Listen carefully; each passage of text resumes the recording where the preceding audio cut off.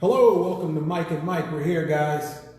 Got a nice show, kind of an in-depth show today, but we want to get a lot of feedback because we're going to chop something up that has to do with sports for our youth now, and then as they become young men in the college scene, some things has happened, and so we want to bring a lot of people in. So we're going to do a little bit of a build-up before we get going because I want to get a lot of people in.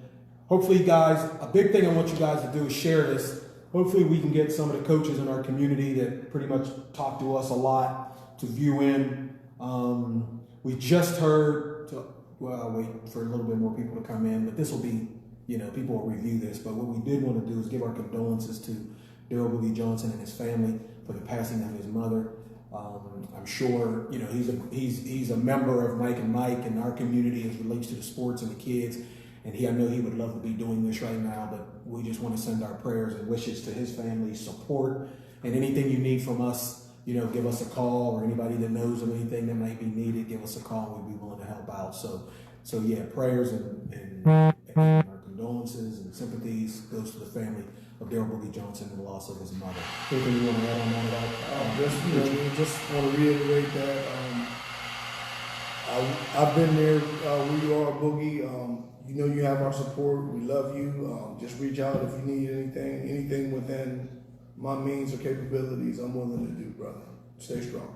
Okay, yeah. So any of you guys that know Boogie Johnson, it probably wouldn't hurt you just to reach out on his Facebook page, or if you know him personally, you can give him a call or a text just to let him know we all support him and that anything he needs.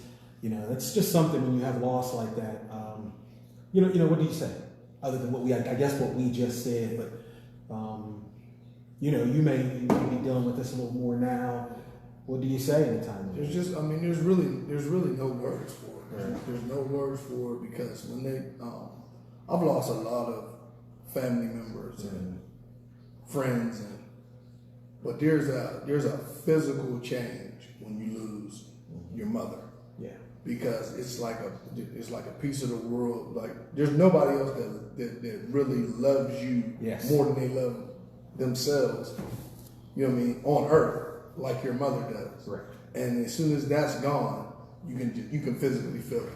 Exactly. So I 100% on those comments. Ditto those comments. So Boogie, you have our love. Anything you need, we'll reach out to you. So in some respects, we'll say we'll do this show in honor of him and his mom. So we're going to get started here with some things. If you guys know, you may want to mention some guys, but Coach Tim Pierce, he's coached and been coaching and mentoring kids and youth out in the West Coast since he left Steubenville, Ohio. But Timmy has been a coach and an advocate for the youth out on the West Coast, and he does a lot of coaching. So if you guys can text him or share this to him, I would love for him to bring some comments in and how he feels about some of the two things we're going to talk about. Also, you got Coach Presley, Coach Steve Herring, got Coach Jose Davis. Coach Boogie would have been here if he didn't have the situation that has happened in his family. And any of the other coaches out there that I may miss, some of the previous athletes that are pro athletes like Ryan Terry, college athletes like and Ryan and Buster Tillman. Danyashi Yates, Charles Hythe,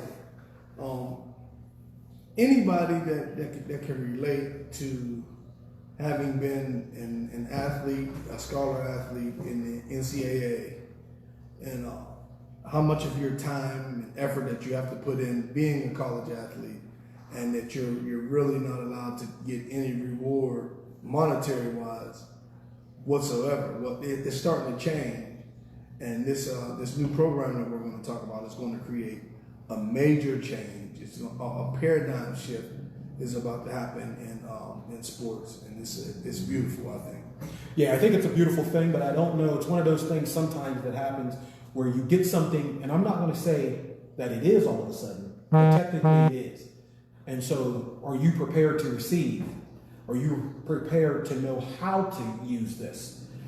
Is it just going to be another situation where certain people are overlooked or oppressed when it comes to this? Because there's going to be, obviously, no matter what, there's people who can make money off of this.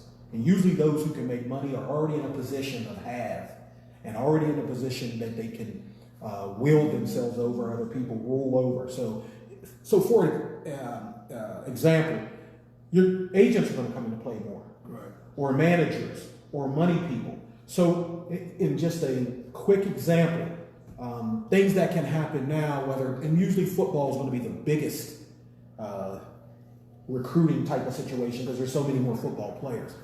But right now, if it's his way it goes, all of a sudden, Under Armour is going to call Zion Williams.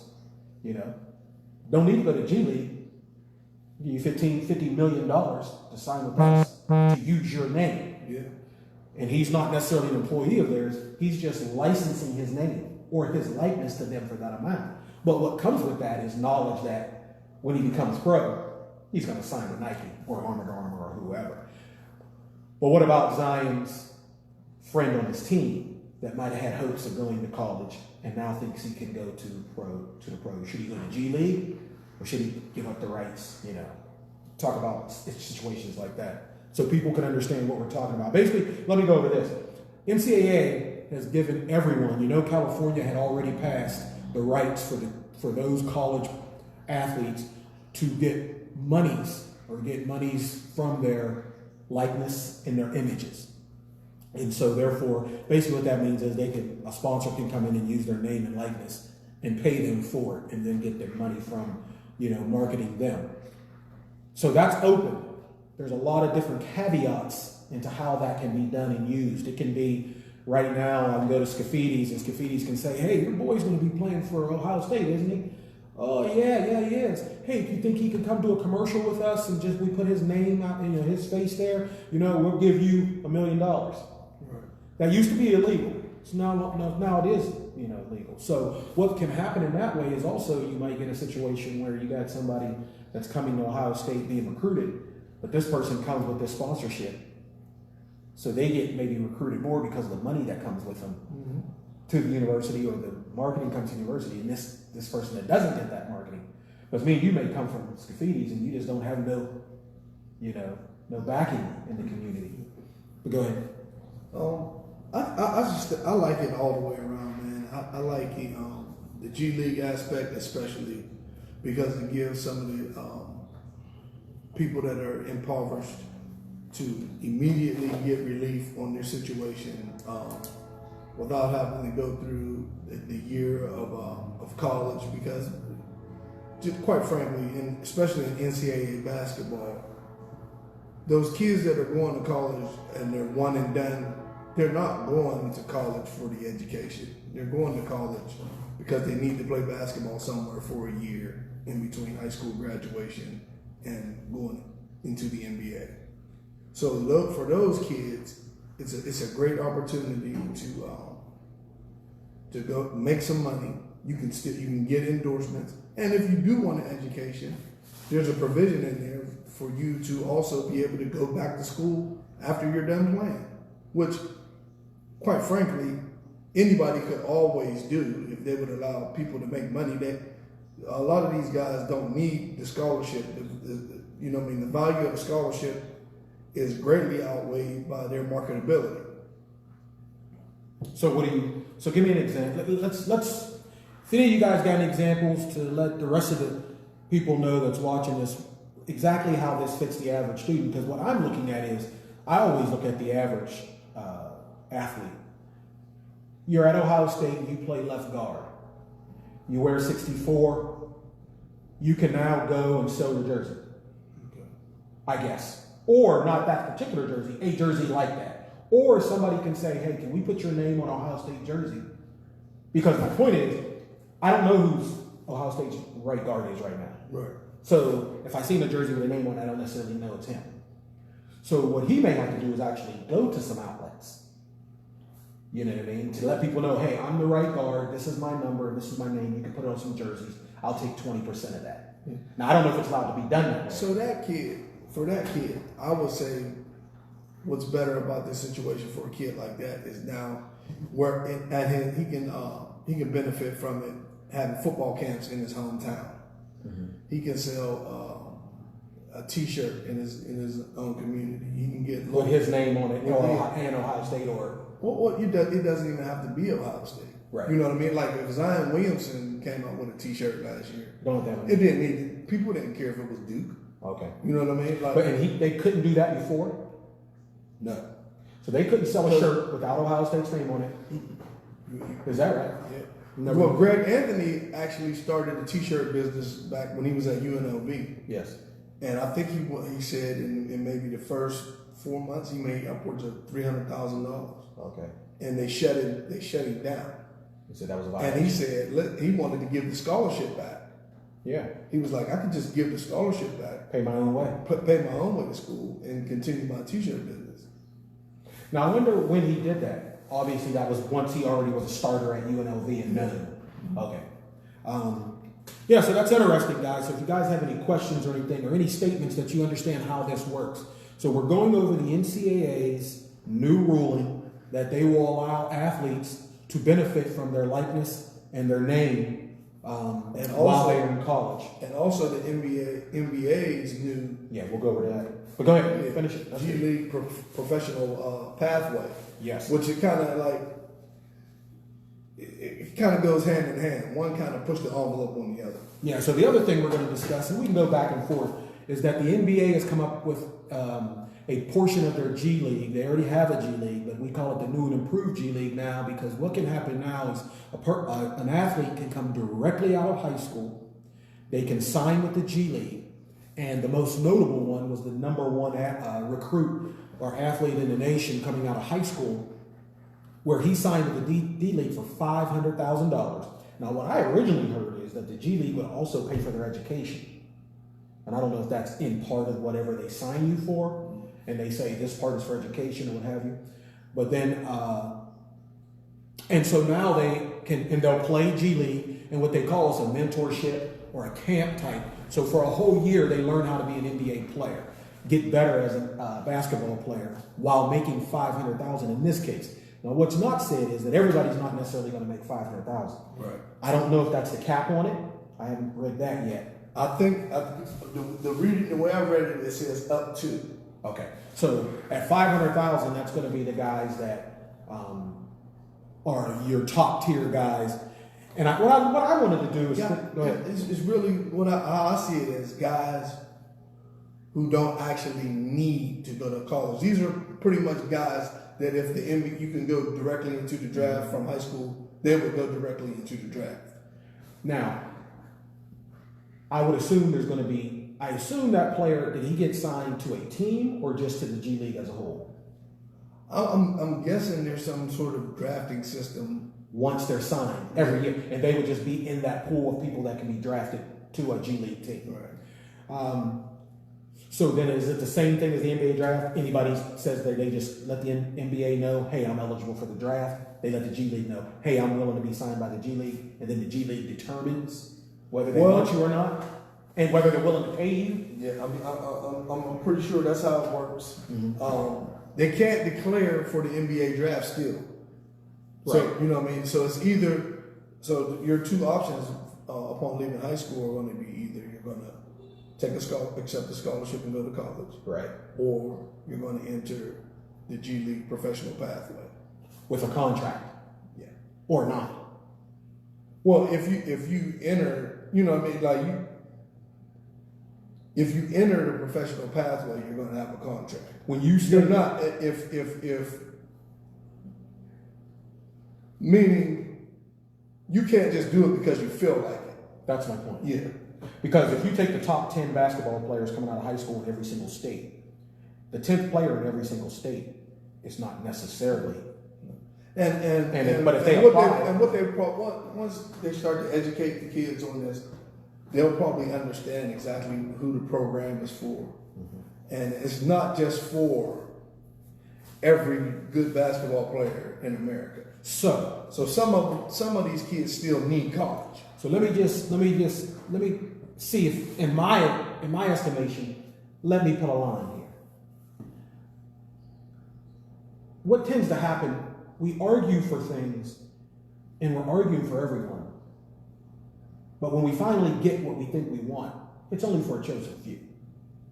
So I don't know who that helps that didn't already have it made. Meaning, who was a rookie? Who was a rookie or drafted in the first round that this wouldn't have fit? That everybody in the second round that this wouldn't have fit. Meaning, that guy, he could have just went to college and he could have made millions of dollars the following year.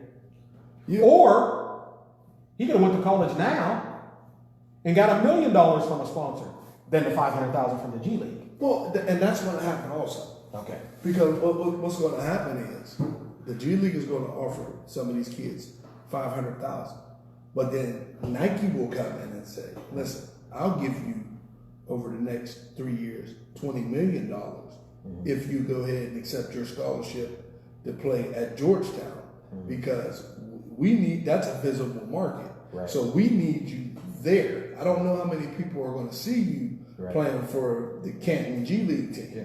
Or stay with an AAU team that you're with. And now we can actually pay you, because they already thought that that's where a lot of money was funneled. Yeah.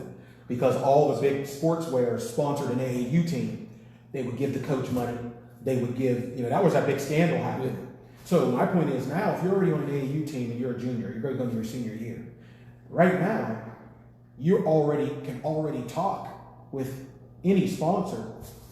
They can come talk to you now, just like they could. I don't know how that rule works for high school kids. What does it matter? What do you care? Well, AAU isn't about high school. I don't know that if you become. I don't know how that works. We need to research that. Anybody about how it works? Who's that talking to? Is that Steve again? Coach Steve, if you got some information for us, if you know this, one of the things, or a good question, is that if I'm 17, a junior, I've been on an AAU team, I'm traveling around, I'm a year behind Zion, they're looking at me and Zion, and I think I'm on the radar. When I become a senior, I may not even want to play high school, I may just play with the AAU, and Under Armour sponsors them. Can I talk to Under Armour and say, you can give me money now, and I can still go to the NCAA because I just want a sponsor. So my sponsor could be worth $1 million. I show up on campus, may not have a contract yet, but they come to me because they can now. They can just use my face on shirts, right? And they sell my shirts in my area. We're trying to figure out, is that something you can do as a high schooler, even though this is a high school rule, because you're not in college yet. Well, actually, what it is the G League is actually an NBA rule, because it was never the NCAA that stopped people from leaving straight from high school to go to the NBA. It was the NBA. That was one and done. The one and done rule was an NBA rule. Yeah, it's an NBA. It's an NBA rule. So this has really nothing to do with the NCAA about the G League. No, I agree. Right. But what I was trying to figure out is that who does this affect if the NCAA then comes out? Because some people thought that this was in response to that. Well, it kind of because instead of trying to take the $500,000, okay, kids, don't start going to the G League for $50,000, for $40,000, for $100,000, for $70,000. Come to college, and if you're that person that would be signed for that much, use your likeness in college and come to Duke. We're the most celebrated team. Use your likeness and come to Kentucky. We're the most celebrated team. Use your likeness and come to Alabama, because in the South here, you can make that by being the spokesman for the dealers. And that's the beauty of this thing. Okay, is because now it's going to create that kind of competition, and the kids are going to get all the benefit from it. Okay, if they know how to use it, that's what I want to get back to. Even if they don't know how to use it, they're going to get like there's kids that don't know how to use it over time that have been going to college, and they've been at college flying private jets, getting free sweatsuit, tennis shoes, meals, appearing on ESPN, and back home their mother has an eviction notice. Right. You know what I mean? And a shut-off notice for her water. And they don't have any way to help her. Their coach is making $7 million a year, but the coach can't even pay your mom's rent, because that's a violation of NCAA rules. And if the coach does it, he's going to get punished. You're ineligible now. So for those kind of kids, they have a way to get some relief to their families right now. You know what I mean? They can change, as soon as they graduate high school, they can change the dynamic of their family right away, as opposed to going, paying their dues for a year and then making some money. Okay. What does Coach Steve say? I haven't. You're behind? Yeah, or way behind. Okay. Coach Steve, if you want to call on the phone. We'll take a phone call. If you want to get in on our live, that's still available in it, but we have to accept I don't think They do that I anymore? don't think that's there. I think you can enter a person's live, I thought. Maybe we have to request you to come in. Maybe that's what that is. But anyway, we're gonna read you because we'd like to hear what you got to say about this. Now let me go back to a little bit of what you were saying. Remember we were talking with Coach Boogies, and we were talking, what did we call that thing? We said, did we call it a collaboration? If we were able to put that, or a coalition, if we were supposed to put something together to help our kids when they're in high school to be able to access what they can access, whether it's camps, whether it's early ACT scores, SAT scores, and things of that nature. Get involved in the recruiting process by getting their films out there and things of that nature. We call that, I think, a coalition. So all of you fans, we're going to talk about the coalition. And what we talked about last time on Mike and Mike with Coach Boogie Johnson is we want to see how we can put our hands around our student athletes at an earlier time and give them access to the things out there so they understand how something like this would work, how camps work, how getting your films to certain people work. We talked about accessing those people in our community who played ball and went on to a higher level or coached at a higher level to get the benefit of networking with them. We're going to call that the coalition when we're talking about that. So if you guys want to know about the coalition, we'll give you bits of it. You can look at the last Mike and Mike we did with Daryl Boogie Johnson, or just contact us or put your comment on there and we'll get back to you. But this is something that the coalition can be able to help with. They can do the homework and figure out what kid fits. Because this can go from before they leave here to selling their high school jersey.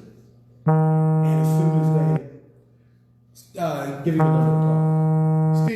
Steve, you don't call through on Max line. Call my line. And Vonetta, I'm going to call you back as well. I don't know if Vonetta's watching it live, and that's why she called in. She had some input. If that's what it is, Vonetta, send me a text. Let me know. Well, I'll get you on speakerphone and let you in on the call. Steve, call I don't know if you still have my number, but you should.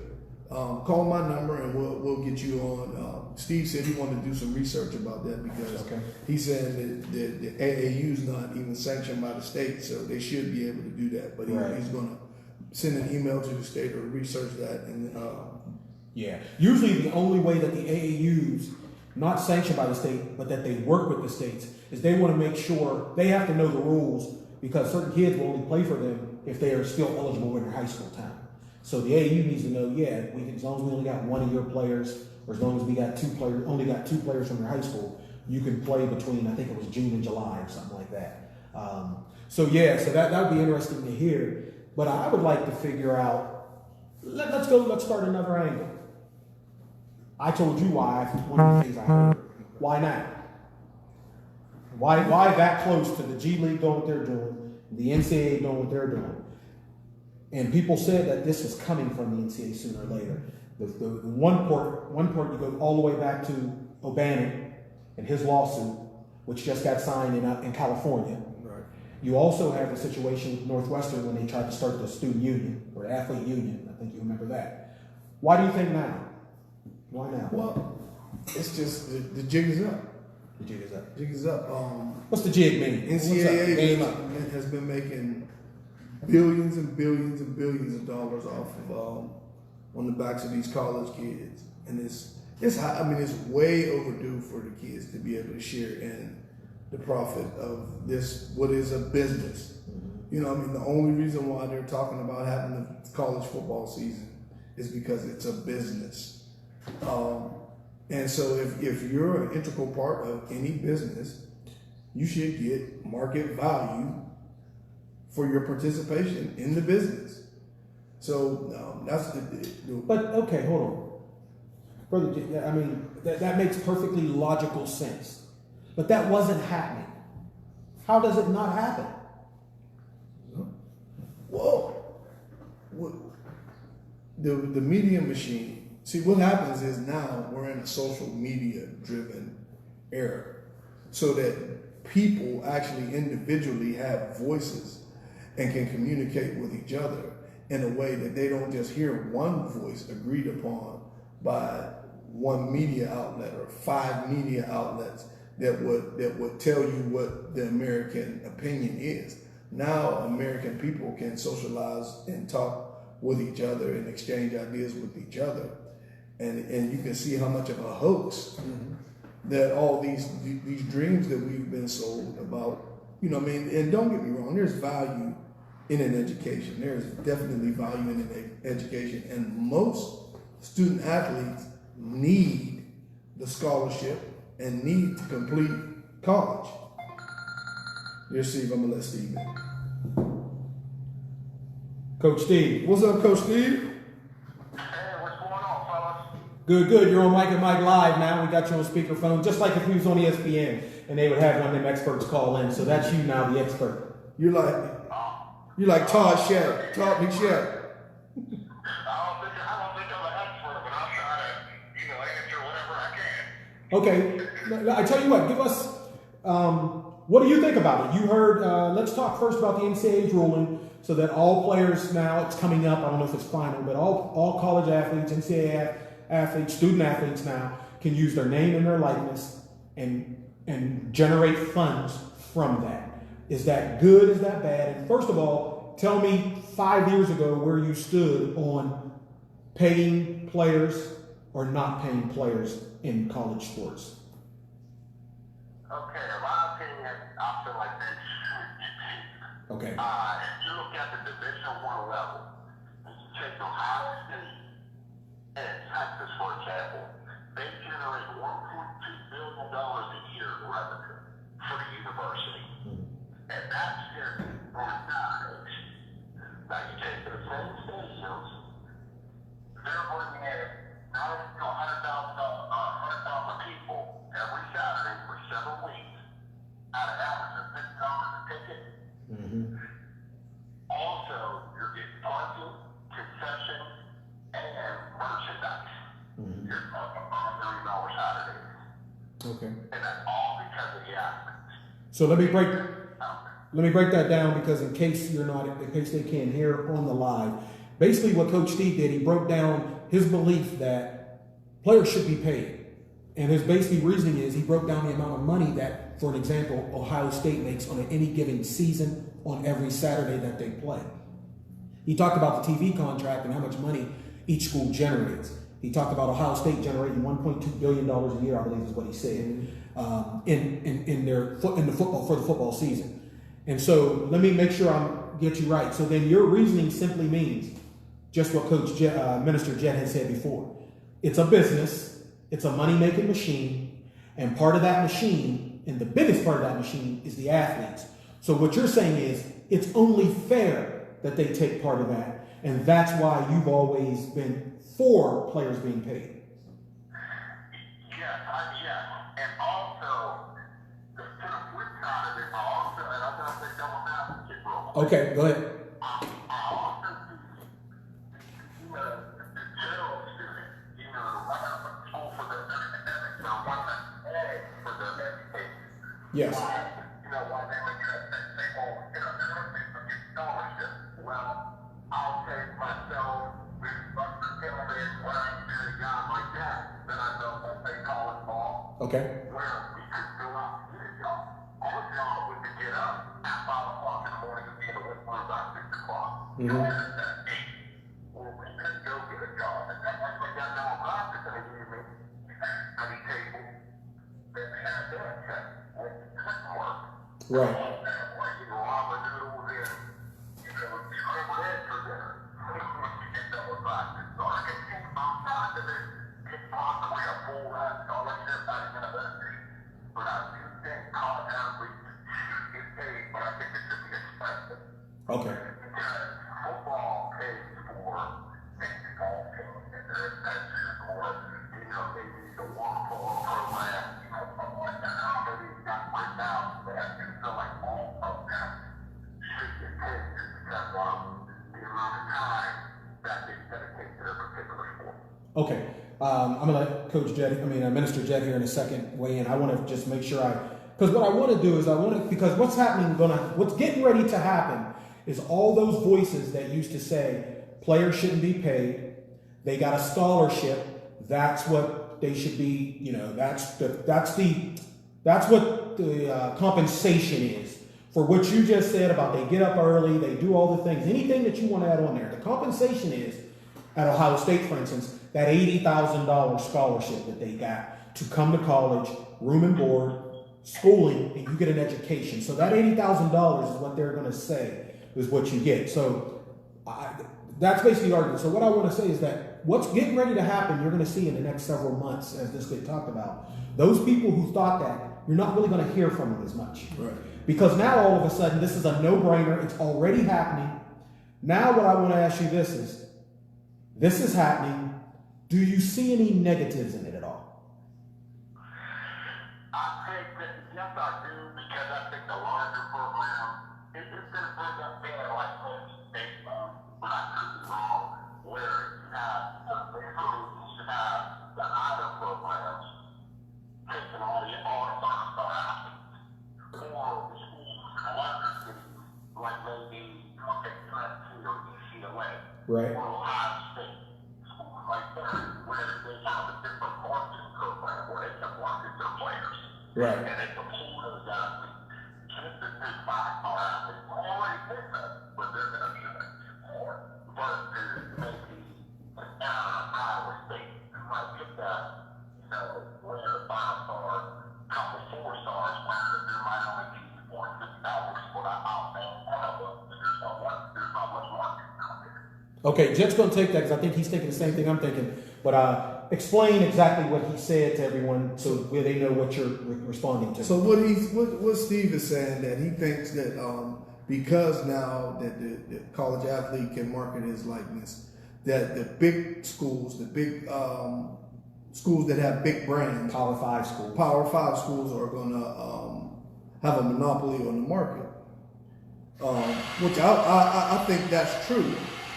And the reason why I think it's true is because they have a monopoly on the market now. Exactly. You know what I mean? Like there's nobody that was going to Kent State that is now going to go to Alabama because there's marketing opportunities, because the kid at Kent State never had an opportunity to go. Alabama gets everybody they want.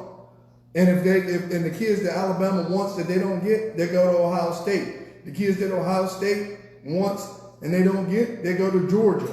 And that kind of thing. Like, the schools are not going to get more scholarships. So, like, they're filling all their scholarships. So it's going to have to trickle down. You know what I mean? Like, you can't now, like, there's now not going to be 200 people on Ohio State's football team because of their marketability. They're going to have the same amount of kids. It's going to be the same amount of 5 stars. It's going to be the same amount of 4 stars. It's going to be the same exact thing, except now they're going to be making money. The kid that's at Akron is still going to be at Akron because he was at Akron because Tennessee didn't want him. Not because he loves Akron. So let me, Coach Steve, before you answer that or give us any more on top of that, this is what I want to interject to that. I can also see now, though, where what Minister Jet just said, in the long run, it can be affected by how much money actually an area do put in their athletics. So, for instance, if you're going to go to Akron, they may be able to sponsor you on the exact same thing that LeBron sponsors. So you may go to Akron because you got a tie to LeBron, because LeBron got a tie to Akron. He already got businesses in Akron. You see what I'm saying? Do you think that things like that can help little areas now? Because this is the thing we have to realize, is that the only reason Alabama, Ohio State, and those places are big in marketing is, number one, because their football is so good. And because their football is so good, the money that they paid under the table, they were able to get because their stadiums was filled all the time. However, if LeBron is behind Akron, if let's go with the girl from Kentucky is behind Kentucky and maybe a smaller place in Kentucky, you got more places now, put it this way. There's more money in the game now. It's not just coming from how good your team is. Which is awesome. Which is awesome, yeah. That's the way it can be spread around. What do you think? You say what, Coach? Well, I like this topic. I'm a little stuck. I'm trying to wrap my mind. I'm trying to think about this before I speak. That's fine, but let me ask you this: as you hear me talk, as you hear him talk, as you said what you said, and as we're, because of course this is new. This is being around tables. This is going to be the next topic for the next year in different colleges, different coaches, ex-coaches, ex-ball players. So we're bouncing ideas off the wall. We could change our mind in a day. We could change our mind in 2 weeks. But we're coming real raw in our thoughts about this, because the only thing I'm thinking is that if we have to keep it in a positive realm, because we don't need it to go back the way it was. So whatever problems we getting ready to have, they're just new problems because we already had problems. Right. We don't want to recreate the situation with healthcare. Like, people didn't realize 20 years ago that everybody thought our healthcare was unimaginable. We had to change it no matter what. Then all of a sudden when Obamacare came, they wanted to pick it apart like there was something wrong with it, like there wasn't already something wrong with the system. So the NCAA system is already messed up when it comes to these kids being paid or having some type of access to the funds. Now let me go back to one thing that you said that I agree with. I like when you said each kid should have a stipend. The NCAA could have already got rid of this. They could have just put everything into a budget and added the kids. And then they could have bargained either more money from the TV, they could bargain more money for tickets, more money for parking, more money for whatever they've been getting money in before. They just add that budget into the kids. So a 53-man roster is, let's say, $30 million a year. And so you access $30 million a year at Ohio State for the kids. That's just a scenario. And if you go to Kent, it might be only $1 million a year. So you already know when you go to Kent, yeah, you get some money, but the same reason when you went to Kent, you said that their facilities wasn't good as Ohio State is why you only get $100 per game, but the kid at Ohio State gets $1,000 a game. What do you say about that? In other words, let's take all this, having one kid make $100 million and one kid make $74. Let's just make every kid make $100,000 for their entire career playing football for a Division I school. Okay, now, and that's just kind of fair. And I think on the stipend part of it, I think it should be a percentage. Because you want to have the redshirt sophomore that's going to the league versus a redshirt junior that's been in the program 5 years. Yes. Okay. And there are special teams, because it's redshirt junior. Right. Not that start lineup. Right. He's a 4-year player. He's a program player. I think it should be a percentage, and therefore you're able to balance all the programs. You're able to fund all the programs. Right. The NCAA is a business. Right. The universities are a business. Yeah, they are educational, but they want to make money. So, in my opinion, I think it should just be a percentage on the stipend. Okay. Now, whatever that's their business, and that's what to talk about every day. Tell them what he said. So what Coach Herring is saying is he thinks there needs to be a percentage on the stipend, and I'm guessing it's relative to how long you're at the university and as opposed to what your marketability is. Or is it how much you play? Well, no, I'm not even saying that you have to play. Let's take, for instance, we'll take the real estate player, Okay. let's say each player should get, $10,000. Everybody here gets 10 money. That's what I'm saying. Yeah. Here's my pushback on that. My pushback on that is, if we're going to do it, let's do it. If we're saying the NCAA is a business, then I don't know why when we get to the NFL level, Bill Belichick gets $8 million and Tom Brady gets $25 million. But if for that business, but if you take Ohio State and that business, how can Urban Meyer get $6 million and I get 10,000 and I'm the star? And not only that, my time here, my earning years here are limited. His are endless. So I need what I think everybody should get. They should put a minimum like there is in the NFL. There's a minimum. If you want to set the minimum at $10,000 and the guy that never gets in the game gets $10,000, that's fine.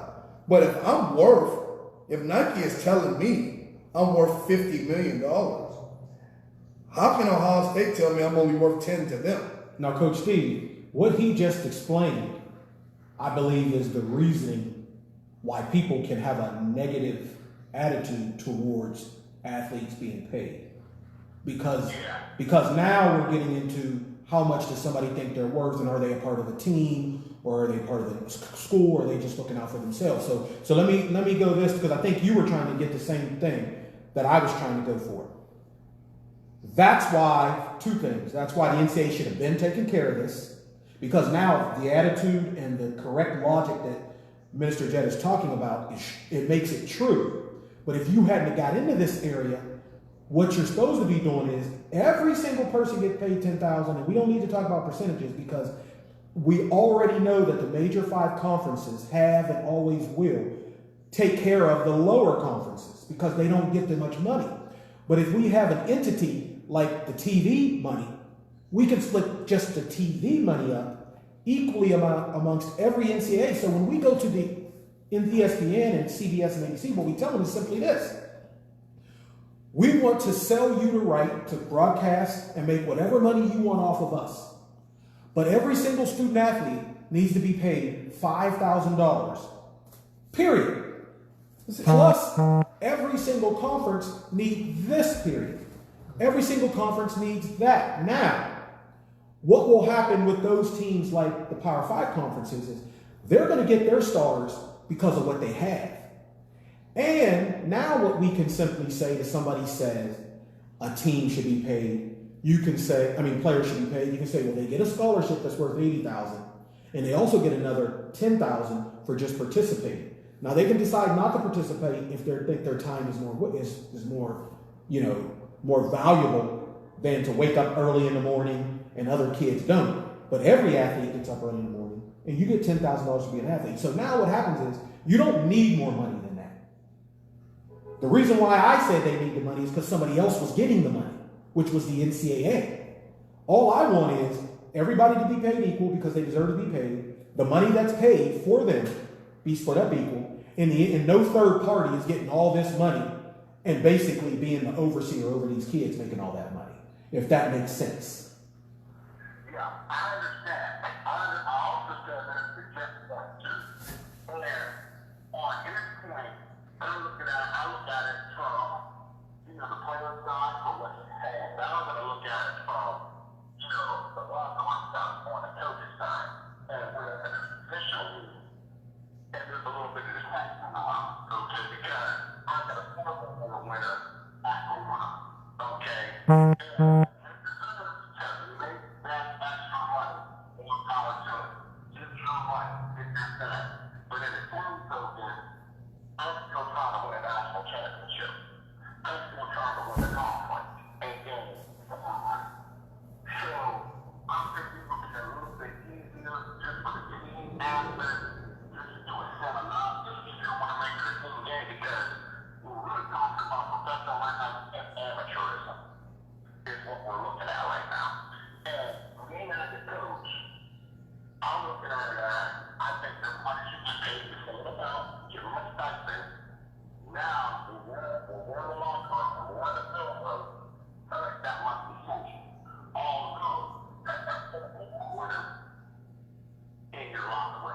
Yeah. Well, Steve, Coach, let me say this, address this. My point in what I was saying, and when I'm looking at Minister Jett's point as a point that in our society overall, capitalism ends up being a dog-eat-dog world. What I'm trying to stop the student athlete from being that the whole point is they're there to get an education. They're not there to be a business person, and they're not there to be the highest paid person ever to play. What I'm trying to say is that you want to stop that mentality, and you stop that mentality by making sure that nobody's getting over on anybody else. So what happens if I'm gonna pick on Minister Jett's point, what happens if there's 7 people in your locker room that think they should be the highest paid person there? Like, well, I'm a defensive end. Well, yeah, but I'm the quarterback. Well, I'm the running back. Well, I'm the one getting hit all the time. Like, you end up having the same type of arguments you have in the NFL already. To me, that doesn't need to be the case. As soon as you tell me how much you're worth, you should be off the team. Like, I don't care what you're worth. You already know the game before you come. The reason why this is even an issue is because the game has changed over the year because of how much money is in the game. And the people getting the money, they can't support why they should be getting it. Once everybody that is involved is splitting the money evenly, this is all about extracurricular activity. That's the thing. They're not going to split it evenly. Well, They're going to give it to the kids evenly, and the coach is still going to get $6 million, and the athletic director is still going to get his money. Like, everybody's still going to, like, they're just going to break off a little piece for the kids. But everybody else involved in this business is going to get fair market value, because the coach doesn't need more than the municipal court judge that he lives next to, but he's still going to get it. When after you're done paying your bills, you don't give the rest of your check back to your employer, so you take more than you need. Well, what? Exactly. And then maybe if you guys, I would have been with you guys a little bit if you would have came out with a different number. But I don't know what the number is. $10,000 is poverty. Well, but hold on. Nobody's gotten that $10,000. And that's a crime. That's my point is, they still played, and they still went to the NFL. You know why? Let me Because just there was no options. And if you start that equal pay amongst these kids, what's going to happen is, see, college football still has to deal with it because you got to do it for 3 years. But those one and done kids in basketball that go to Duke, Kentucky, you'll never see them again. And that's fine. But what with who though? Well, I mean, do you really think that Duke thinks it's fine? Well, what I'm trying to say is this. You said about a coach making $8 million. So then who would we be mad at? It wouldn't be the NCAA, correct? Well, we're going to be mad at the body of Ohio State that's putting a cap on how much I can make.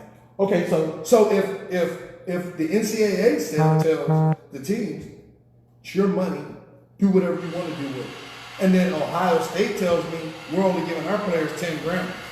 What I'm telling you is that the money that's coming from the TV money, because that's the big money, that's going to be governed specifically for the athlete. The coach's money is going to come by him going into the office and getting a job. And however much they want to pay him is how much they want to pay him.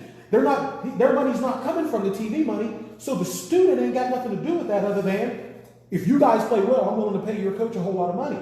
If you don't want to come there because the coach makes too much money, then go to a different, where the coach only makes $1 million. Like, that should have no, the only reason that's an issue is everybody knows that money, that's just something to bring up in the unfairness of what the NCAA was doing. Because what will happen is, if the colleges ain't making enough money to pay him $8 million, they're not going to pay him $8 million. They don't have the TV money to supplement that anymore. It's going to come directly from the fan tickets and the parking. So everybody's pay is going to end up going down because their money's not there anymore. It's going all to the kids. So that's, go ahead, Coach. Yeah, I gotta run because I gotta go ahead. Thank you for calling in. The last thing I wanted to mention. Go ahead. Yes.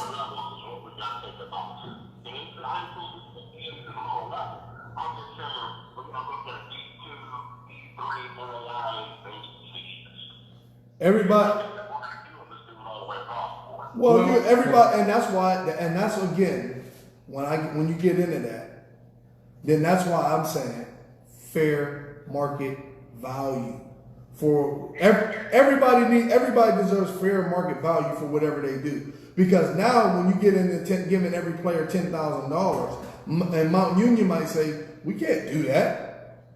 So Division III, Division II, and all those, that's over. So yes. If you go to some like the general manager at McDonald's doesn't make the same as the general manager for the Knicks.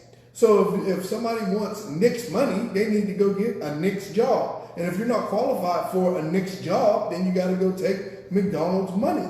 So if there's no money for you at the D3 level, if you're a player that's not qualified, like you don't have any marketable value. So whatever you have to, if you want to continue to play sports, then you have to just deal with whatever you can get. Just, I mean, when you play for Bethany, you're not flying around to the same places you're going if you play for Florida. 1 second, Coach. We're gonna let Minister Jet finish his point, Coach. If you got anything to say before he leaves, say it, and then we'll let you go because you said you had to go. No, I don't have anything else. I'm just gonna Listen to that. As much as I can. It's an excellent topic. I'm gonna call in again. Okay, well, we'll talk to you again. Okay, bro. Thank you. Thanks, man. Let's finish your point. Yeah. Finish your point. So, and that's why I'm big on just fair market value, because it takes all the variables out of it. You don't. Every kid's not worth it. There's going to be a kid on Ohio State's team that him having a scholarship, getting free meals, room and board, that's a good deal for him. So but I don't want what's good for him to have to be good for Ezekiel Elliott, because Ezekiel Elliott has more marketable value than the third string guard. And let me just say this, Coach. What I'm trying to say is that you're right. But what happens in that kind of system, that's the system that the NFL has. Right. And what happens in that kind of system is Dak is holding out. Is you have a discussion, well, why is he getting paid this and why is they getting paid that? What I'm saying is that's a Nick type problems. Big Red don't need that type of problem. So what I'm trying to say is we've opened this up. And again, my premise all stood from. Again, I know that this is a bad premise, but I think you can still turn around. You can still put this in the conversation. They should have already did this. They wouldn't have to deal with this. So let me just go this way. And I agree. They could have got out of this a lot cheaper. Yes. They could have got out of or even right, because this is what I'm saying is you don't. So what you're saying is what mentality makes you think out of all the ball playing you've played, out of all the ball playing you've watched, what mentality makes you think in a team game that somebody should go talk about how much money they want?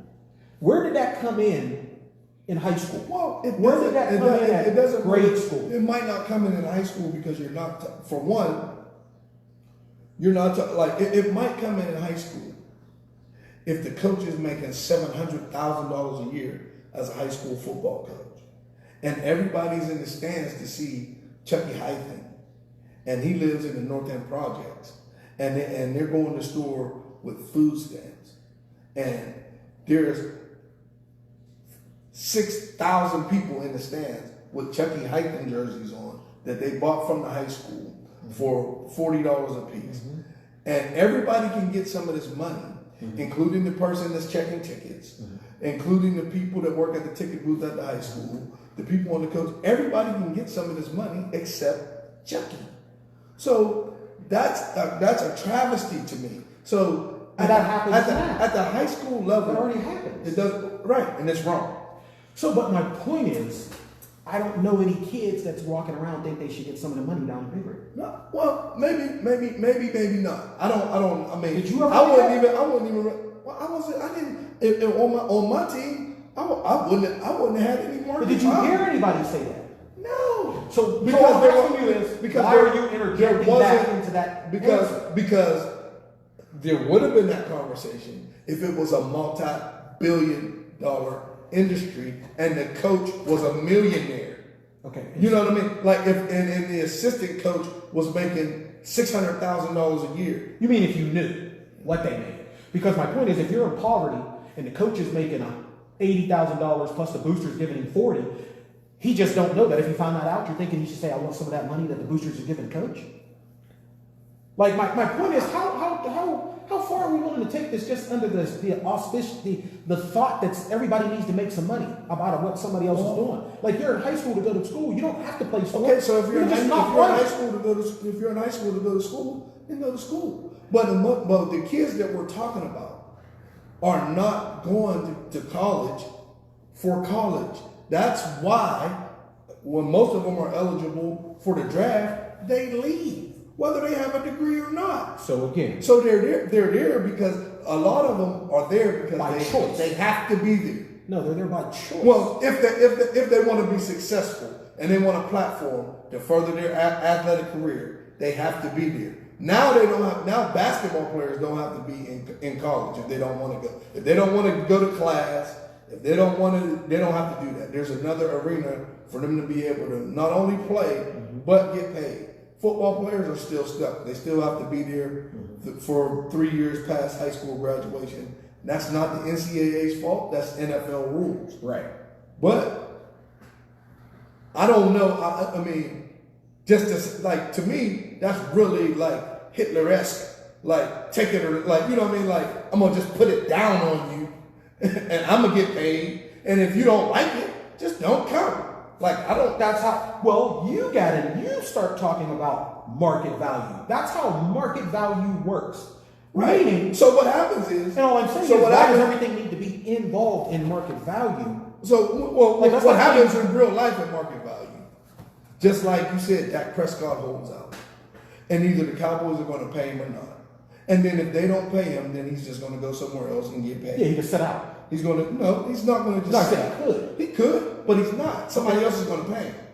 Well, Oh, okay, happens. that's what I meant. That's what Yeah, I meant. okay, that's what I So meant. what happens is you. So if they want to give the kids that option, if your coach is tough and he says, "Well, you're talking about how much you're worth, get out of here," so he just leaves Ohio State. He goes to Michigan, and they pay him. That's fine. And they pay him what? More money, even. His market value. That's why I'm saying, yeah, okay. And that's why I'm saying is, and you think that's a good thing? Yes, Okay. because I don't think nobody else is doing this for the glory of the program, but the kids. Everybody else needs Come on. fair market value. We can't have it both ways. You can't make a statement that the only reason the kid is going there is in order to get to the NBA, and then come back and say the only people that's doing this for the good of the school As it is. the kids. As it is. No, Well, not the kids we're talking about. The kids that you say don't have the market value are doing it for the love of the school, which is the only reason why I'm okay with saying D3 don't make no money. Okay. Because they don't make no money. Right. So there's no money that somebody's lording over their heads that they actually made because nobody's coming to their D3 game. And there's no entity outside of the school you came to. I don't necessarily have a problem with the school making money for the school. That's going to benefit a whole thousands of people that's in the school. And part of the money comes It's from not those kids' responsibility. I say it's their responsibility because if there is no, like we're getting ready to find out now, if there is no football, there's still going to be school. There just may not never be a football program again. There's still going to be school. So my point is that's what the school's job is. You decide to say, I have a skill, I want to do this also. Now there's some kids who ain't got there yet that says, I can't really get an education, but I'd like to get to the pros, but in order to get to the pros, I've got to go to the school. What they've developed is, we'll give you something so that you can have your access to that. What has happened is that became not enough for you. What's the reason why it's not enough for you when it's always been? Because somebody told you about how much this other people were So saying then why off of you. then why didn't they just say, you know what? Why didn't the NCAA ever say, you know what, this has gotten out of hand. Our games aren't going to be televised anymore. Why did the NCAA not say that? Yeah. Because they make money for nothing. But but it's the school has got to have school. So what would have made it set all this right is if the school just decided to have school, take the tuition and all the money that they make, pay all the professors and all the people that work at the school, don't televise the games, let kids come in for free, charge a minimal fee if adults want to watch the game, and just operate and function as a school. Well, let me tell you this. Like, What you're saying is a little bit different, because this is what I'm saying, and I may be wrong if anybody understands right, is that you're talking if the TV money comes to the school. TV money goes to the NCAA. All that stuff can still happen. I'm worried about the NCAA's money because they're the ones getting the money from the contract for TV. Because it don't matter what's happening on somebody's campus. They can do whatever they want to do. NCAA But hold on, my point is, that the only reason games there's- aren't on TV. the only reason there's so much money, that's my point, is the TV. So what could really happen is ESPN could say, we're not going to televise your game. And then there's people who go to game if they want to go to game, they'll pay ticket prices and everything else, and the school just want that money. Now what happens is the NCAA don't have no money. But why would ESPN? So my- Well, see, ESPN So is who- not the one saying. See, you're putting the school in a position to where they're just like, we're just here to have school. So anybody that's not here to just have school. Well, the reason I say that is should because go they had somewhere school, else. because there was a school before there was a football team. Right. There was a school before there was a baseball team, a badminton So team. what I'm saying, but it grew into what it is now, and because it grew into what it is now, things have to change. It can't be looked at as we're just a school trying So to have this is all I school. was trying to tell you is I agree. And how I agree is that any money made, this is how much you get paid for playing for us. Now, if the percentage isn't regulated, because you said you just don't like somebody regulated, that's fine. If you're saying you're fine with the money being regulated by the school, that's fine too. If you're saying, if you go to Alabama, you get 35% of the money as a kid. And if you're first team, you get $100 extra because being on first team, or $1,000 extra. And then what you're saying is that that's not just cool because the quarterback should get even more of that, and then the running back had a better year, so he should even get more than that. And all I'm saying is this ain't where this started from. This just started that there's a poll. Everybody's playing. I don't know who's better than everybody. Let's make the rule now before we know what particular person should get paid more. I understand. So now what happens is that what I'm saying is, let's just call it what it is. Which is? The NCAA is a professional sports league. The NCAA being held at universities. But the only way it's not is if the NCAA don't have money. Yeah, but they're going to have money. No, they're not in what I just told you.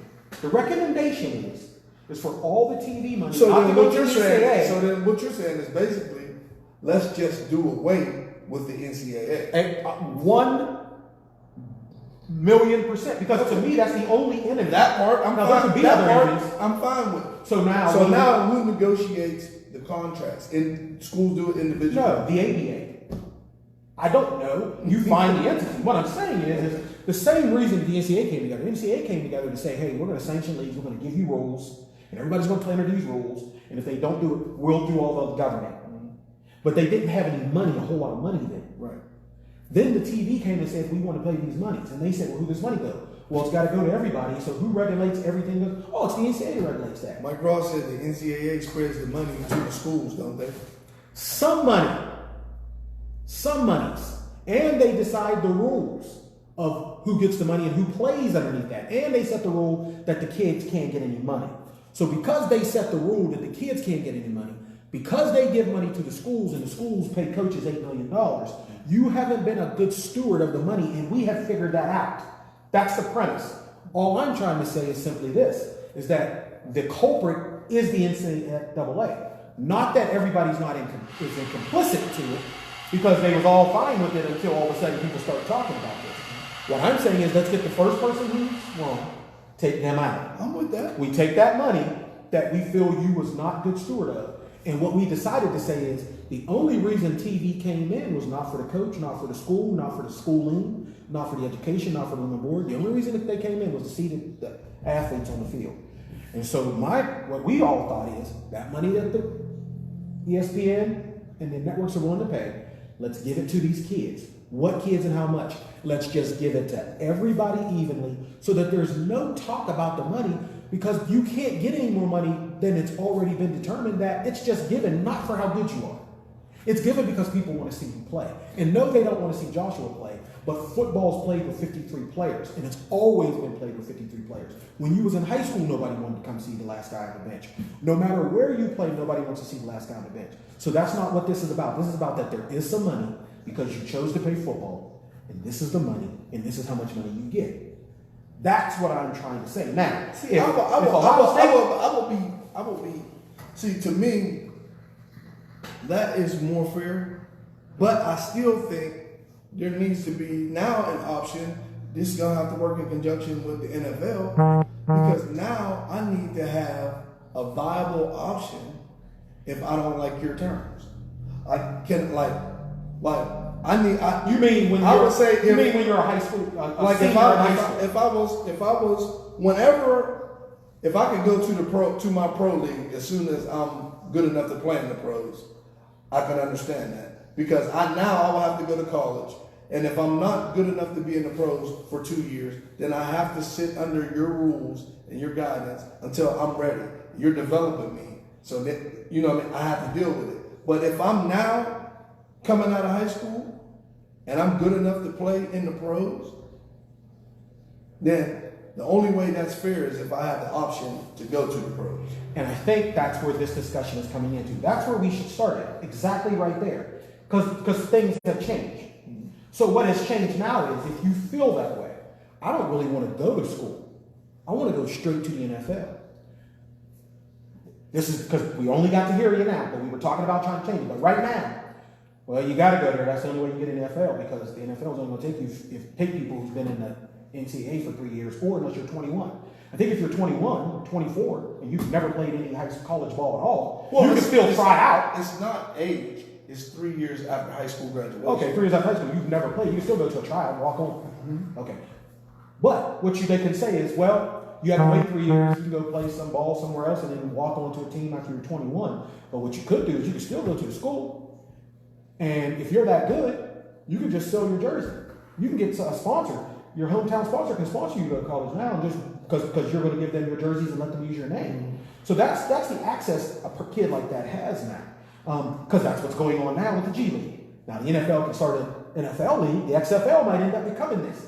I'm looking for the XFL to do something similar to what the G League is starting to do. I would be glad about it. Because there's like 4 or 5 people that the Steelers signed for the XFL team. They're saying there's not going to be an XFL anymore. Except somebody was thinking like, was it G League did? Maybe we can start getting sponsors for these teams. I mean, we can't keep them running by just ticket sales.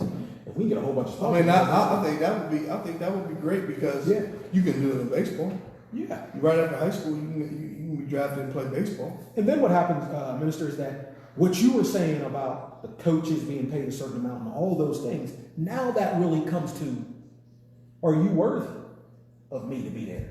Like, if you're only paying us this much, your coaches worth that. If you can't get no more, and that's not in realm, somebody else is paying me. The people who pay you only got this amount of money. Saying. I would like that. But they're not going to pay them that much. I would like the kids to have other options. Yeah. Because when you're faced with take it or leave it, what you're forced to take is not going to be what you should get. Any more? Who's that? That's got a question now. I don't know if you got it yet, but it's coming up. Brother Ross, we'll get you.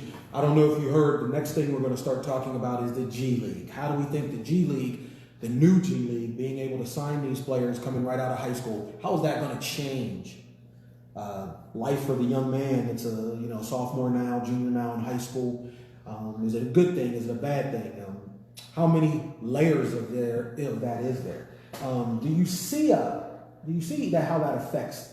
I don't have no idea here in Steubenville, Big Red, Central, Brook. I don't know who the next best basketball player is right now. But let's just say we take the top 10 OVAC basketball players, and let's say 3 of them has a chance to go D1. But any effect here? Any effect on the average player? Any effect on getting yourself ready? I haven't. Or is it just really for that 1%? Well, basketball in the Ohio Valley, I don't think it's going to be affected too much by this. Right. Because our kids are probably going as far as they can. There's nobody from the Valley in the NBA. What about kids who love basketball, but basketball is not a real viable entity like football is around here? But now they think they got a chance to do something through the G League and really pursue basketball at all? No effect like that? AAU, would that pick up now because you could pay the kids, you don't have to hide it as much? You can do that, but it's just still, an apple's still going to be an apple. Yeah. And there's just not a lot of professional quality basketball players in the Valley. Okay. They're just, Now, that's what I'm saying. If it was football, right. Oh, I agree. If it was I agree. football, that's a lot different. We just don't. And even baseball. I think it helps even baseball even more. When's the last because there's not that somebody many from the scholarships. Valley got a basketball scholarship to play for Ohio State? And I agree with that. But let me just tell you this: I believe that when the rules are, because see, that's the big thing about the NCAA. The other thing that brought the NCAA into this light, as opposed to how much money they made, because that was been known for a while that the money goes. But when they start levying penalties, who are you to say that I can't have an extra pizza? Oh, there's all these rules to say. Well, who are you to say that? That doesn't make no sense. Now we start questioning you. We start questioning who you are and why you're making these rules. Oh, what makes you so big? Well, what do you actually do? You're not even part of the school. And people start questioning. Oh, you just received the money, and then you divvy it out the way that your rules say to be divvied out. And again, that was a good question about how that's divvied out. I read that one time, and Brother Ross, and when I read it, it didn't change my mind any about blaming and being, having an accusatory type mentality towards the NCAA about this problem about not playing kids. It didn't come from the school for some reason. Because where's all that money coming from? Now, he talked about how much money Ohio State makes. Right. And Ohio State makes enough money from their concessions and all that to pay their coach that much, except the school will suffer. And so the president's going to look at you for making all that money and next thing you're saying, where's the rest of the school's money? Like, it's just not going to the athletic department just because you made it all. NCAA giving it, then we'll take whatever we can get from you guys being successful. But now that you got, go ahead. We'll see. Mike Ross says that there's not enough AAU in the area to get them seen in b-ball. That's an issue because I believe the talent is there but not being nurtured. It's being used, in my opinion. I just don't. I'm all for whatever can help the kids. I haven't seen any players, Mike, in our area from your era until now. I haven't really seen any players, and I thought that's an NBA player. He just missed his shot. I haven't seen that. And if you've seen it, because you go back a little further than me, if you've seen it, then maybe make mention in the comments of who that might be, because I haven't seen any NBA caliber players. I'm going to push back, but I agree with you from that standpoint to some extent, meaning I haven't seen the player who should have been in the NBA necessarily. I have seen a lot of players that if the maximum effort that's put in a kid being the best they can be as a football player, meaning starting to lift weights from the time you're a certain level, meaning going to camps down in Florida because we got this sponsor, meaning it's going to be on light so they have that they can make it to that light, and then as they get good at that light, maybe it gets in their mind they can make it to the next level, and so forth. Basketball's never really been that. If all of a sudden it became, what I'm asking is, he says there's not enough AAU teams. I agree. Maybe there would be more AAU teams if there was a goal that this AAU team could get to, because the path is wide open. There's no restrictions in that path. So, first of all, we got more teams because there's more to be accessed. We get more sponsors. You don't have to just get the major sponsor and have all the best teams in the country. You can have your little old team and get sponsored by Trinity, Walmart, Timex, Wheelings Pitt, or Arcel. And you can get a little money, and there's a coaches around here that are going to say, yeah, I get this $10,000 every single year from them. As long as we wear their shirts and we do this, I get that every year. So now we're going to play baseball. We're going to play basketball year round. Mm-hmm. Oh, yeah, coach, but I can't play because my high school, we can only have 2 of us.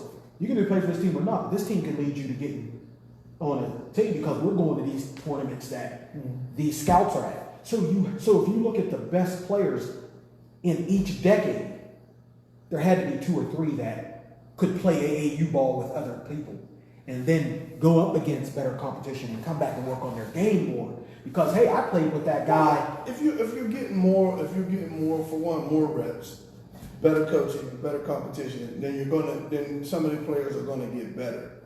I'm just saying, for it to matter enough for this conversation. Well, let me just say this. Is this conversation enough to start AAU more